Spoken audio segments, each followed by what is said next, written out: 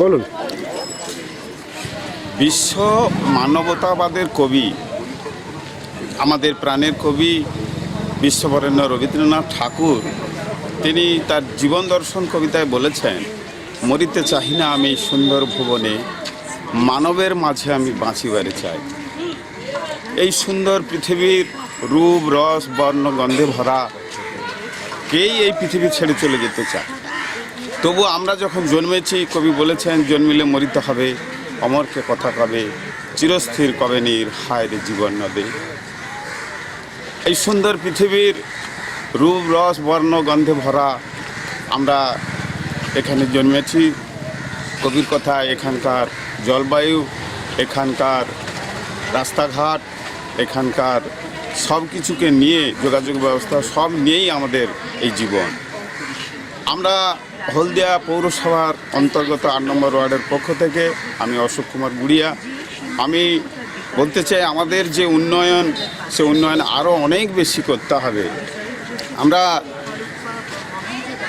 আমাদের যে বাস পরিবহন ব্যবস্থা, আমরা চাই আরও ২৪ ঘন্টা যাতে এই পরিবহন ব্যবস্থাটা সুরক্ষিত থাকে। কেন আমরা দেখেছি রাত্রি ৮টার পরে আর কোনো বাস থাকে না। মেছাদার দিকে হোক বা টাউনশিপের দিকে হোক, কোনো বাস পরিবহন ব্যবস্থা সেখানে নেই। স্বাভাবিকভাবে সেখানে লোকের যাওয়া আসার অনেক অসুবিধে হয়। এখানে যে আমরা অতি বৃষ্টির পরে আমরা দেখতে পাই এখানে জল জমে বর্ষাকালে সে একটা ভয়ানক অবস্থার সৃষ্টি হয়। ড্রেনেজ ব্যবস্থাটা এখানে আরও সুদৃঢ় করতে হবে।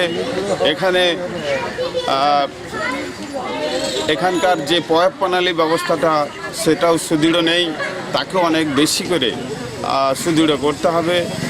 আর এখানকার যে ছোট ছোট ছেলেমেয়েরা, তাদের শরীর গঠনের জন্য যে খেলাধুলার মাঠের একটা প্রয়োজনীয়তা আছে, যে খেলাধুলার মাঠ এখানে নেই। আমরা চাই প্রতিটি ওয়ার্ডে একটা করে খেলার মাঠ হোক, সেখানে বয়স্ক লোকেরাও যেমন ঘোরাফেরা করতে পারবে এবং একই সঙ্গে তারা ছোট ছোট ছেলেমেয়েরা তারা শরীর গঠনের জন্য তারা খেলাধুলাও করতে পারবে। আমরা